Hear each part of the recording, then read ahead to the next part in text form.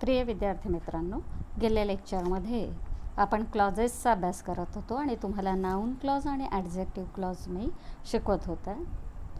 तर adjective clause जो आहे त्या ॲडजेक्टिव्ह क्लॉजमध्ये बऱ्याचदा कंजंक्शन जे ते ओमिट केलेलं असतं, परंतु बऱ्याचदा कंजंक्शन जे त्याचं काम जे ते इंटरॅगेटिव्ह कंजंक्शन्स त्याच्यामध्ये वापरलेले असतात. इंटरॅगेटिव्ह कंजंक्शन्स म्हणजे WH वर्ड्स जे असतात, प्रश्नार्थक शब्द जे असतात, तर जसे what, when, how, whose, which वगैरे, हाऊ यांचा वापर जो आहे तो कंजंक्शन म्हणजे दोन वाक्य जोडण्यासाठी, मेन क्लॉज आणि सबऑर्डिनेट क्लॉज जोडण्यासाठी केला जातो. आता for example, you know who Shri is. You know हा main clause and Shri is हा दुसरा सबऑर्डिनेट क्लॉज आणि त्याला जोडलेलं आहे हूने, की तुला माहिती आहे का श्री कोण आहे.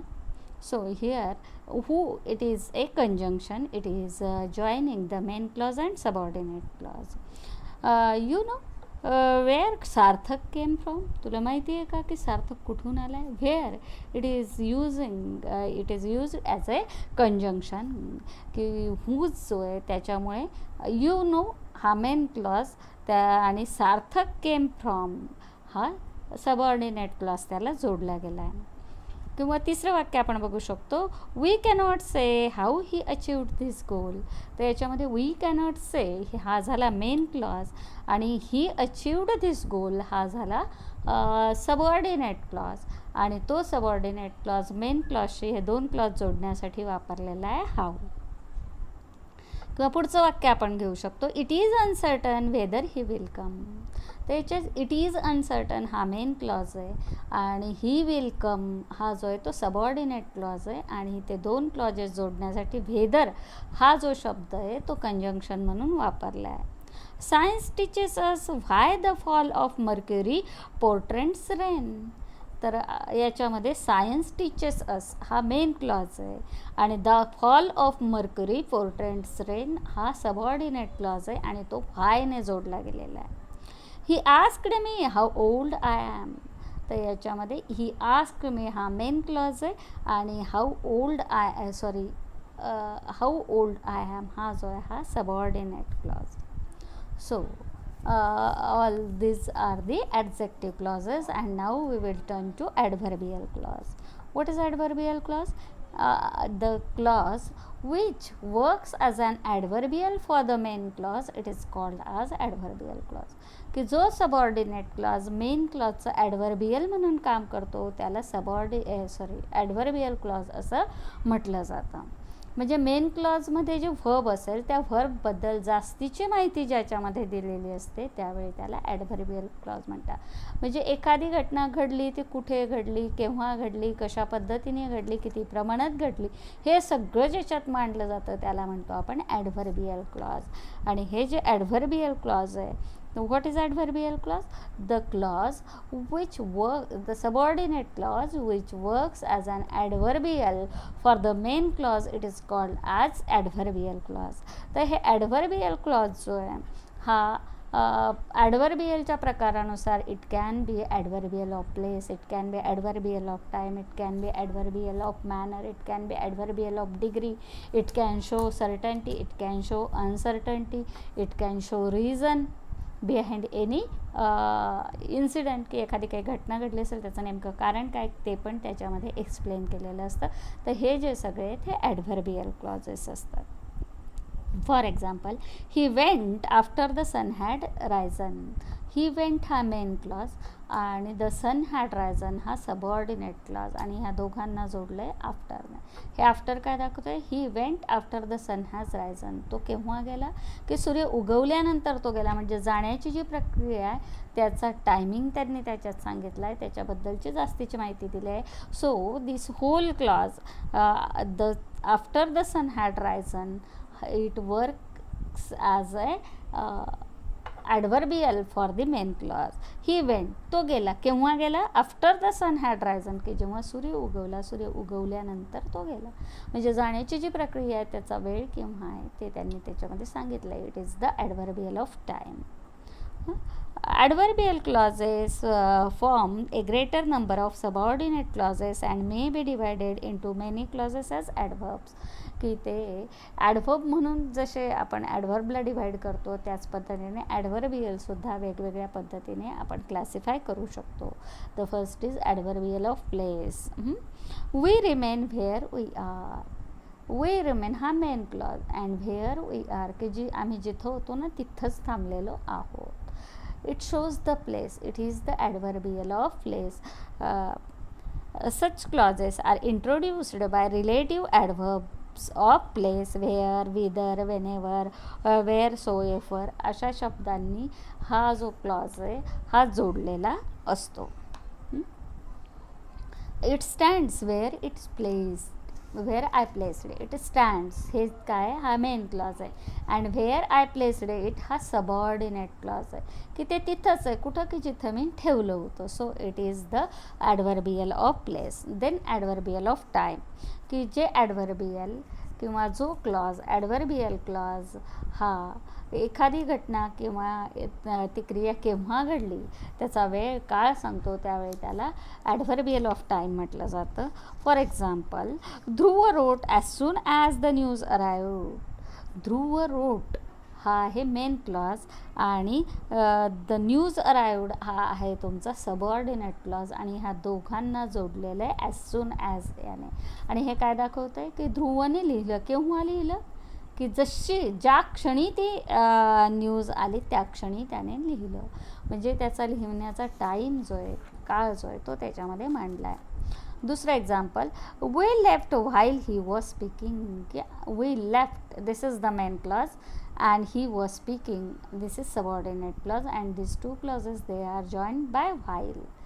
And this subordinate clause he is speaking, it is working as an adverbial for the main clause and it is showing the time. बघा, we left की आम्ही निघालो, आम्ही सोडून गेलो. केव्हा? while he was speaking की जेव्हा तो बोलत होता ना तेव्हाच आम्ही तो हॉल सोडून निघून गेलो किंवा तेव्हाच आम्ही निघालो. तर हे काय दाखवत आहे? टाईम.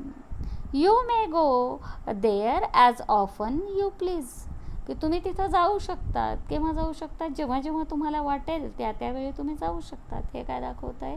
काळ दाखवतं आहे. So this adverbial clauses of time are introduced by relative adverb of time, when, while, wear.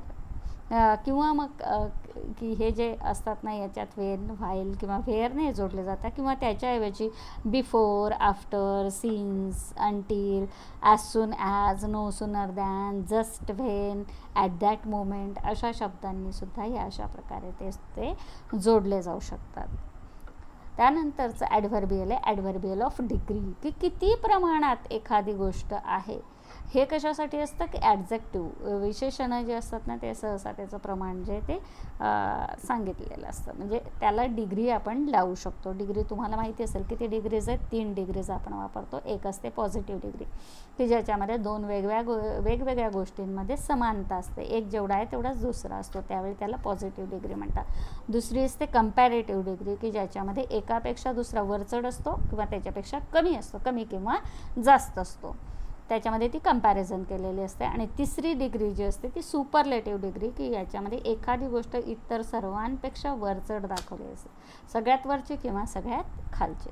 So all this degrees they are used as the adverbial. They are used in the adverbial clause. It is called as the adverbial of degree. For example, the sea is as deep as the mountain high की समुद्र हा खोल आहे पण किती खोल आहे त्याची खोली दाखवण्यासाठी the sea is as deep as the mountain high की पर्वत जितका उंच आहे ना तितका समुद्र खोल आहे. सो ॲज आहे याच्यामध्ये पॉझिटिव्ह डिग्री दाखवलेली आहे आणि डीप जो आहे तो काय की त्याच्यातलं ते ॲडजेक्टिव्ह आहे. The result was greater than I anticipated. The result was greater हा main clause and I anticipated हा सबऑर्डिनेट क्लॉज. आणि कशाने जोडला आहे? Greater than. तर याच्यात कंपॅरेटिव्ह डिग्री आहे की जो रिझल्ट आला ना तो मी जेवढा गृहीत धरला होता ना त्याच्यापेक्षा जास्त चांगला आला आहे. It is comparative degree. Then the more you have the more you want की तुमच्या जो एखादी गोष्ट जेवढी जास्त असते ना तेवढी तुम्हाला ती आणखी जास्त हवी असते. This is also comparative degree. Krishna is stronger than me, की कृष्ण हा माझ्यापेक्षा जास्त स्ट्रॉंग आहे. It is also comparative degree. Chinmay is the most brilliant student of the class. याच्यामध्ये काय केलेलं आहे, सुपरलेटिव्ह डिग्री दाखवलेली आहे. So these are the adverbials of degree. Then through these adverbials we can show certainty or uncertainty, की एखादी गोष्ट निश्चित घडेल किंवा घडणार नाही, हे जे हे सुद्धा आपण ह्या ॲडव्हर्बियलमधून सांगू शकतो. आता for example, as sure as I speak you will repent this, की as sure as I speak, की मी बोलतो आहे त्यावेळी जेवढा मला खात्री आहे ना, कसली खात्री, यू विल रिपेंट दिस, की तुझ्या वागण्याचा तुला एक दिवस पश्चाताप होईल. किंवा हेच वाक्य आहे, दुसरं वाक्य आपण घेऊया, we shall reap if we faint not, की वी शॅल रिप, की कापणी करायची आहे ना तर आम्ही ते कापू, पण केव्हा कापू, इफ वी फेंट नॉट, की जर आम्ही बेशुद्ध पडलो नाही तर कापू, की इतके थकलेलो आहे की कदाचित आम्ही बेशुद्ध पडू. इफ म्हणजे त्याच्यामध्ये अनसर्टन्टी दाखवलेली आहे. पहिलं जे वाक्य होतं ॲज शुअर ॲजमध्ये काय होतं, की त्याच्यामध्ये सर्टन्टी होती, आणि we shall reap if we faint not, तर याच्यामध्ये अनसर्टन्टी दाखवलेली आहे. किंवा though he slays me yet I will trust in him, की जरी तो मला फसवतो तरीसुद्धा माझा त्याच्यावरती विश्वास आहे.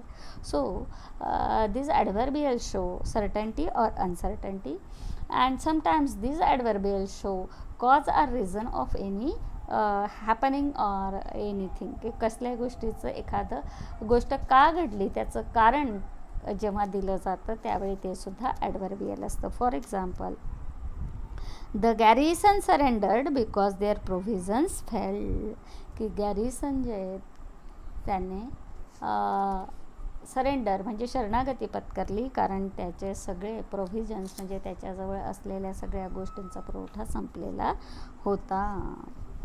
तर याच्यामध्ये काय दाखवलं असं, बिकॉज, सिन्स, फॉर हे शब्द जे आहेत ते मेन क्लॉज आणि सबऑर्डिनेट क्लॉज जोडण्यासाठी केले जातात, किंवा सो दॅट वगैरे याच्याने सुद्धा ते कॉज रिझन दाखवलं जातं. आता for example, a storm arose so that we could not leave the harbour, की काय केलं आहे याच्यामध्ये, storm arose so that we could not leave the harbour. Storm arose हा मेन क्लॉज आहे आणि सो दॅटने वी की नॉट लिव्ह द हार्बर, की आम्ही ते बंदर सोडू शकलो नाही. का सोडू शकलो नाही, कारण काय होतं, की वादळ आलं त्यामुळे आम्ही ते बंदर सोडू शकलो नाही. काय दाखवलं आहे याच्यात, कॉज दाखवलं आहे, काहीतरी कृती, की त्यांनी बंदर का सोडलं नाही त्याचं कारण त्यांनी दिलेलं आहे की storm arrows.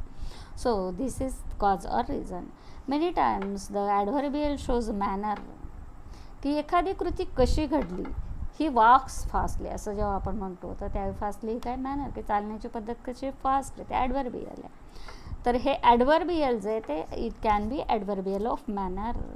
For example, he did as he was told, की त्याने केलं, ही डीड त्याने कृती केली, हा मेन क्लॉज आहे.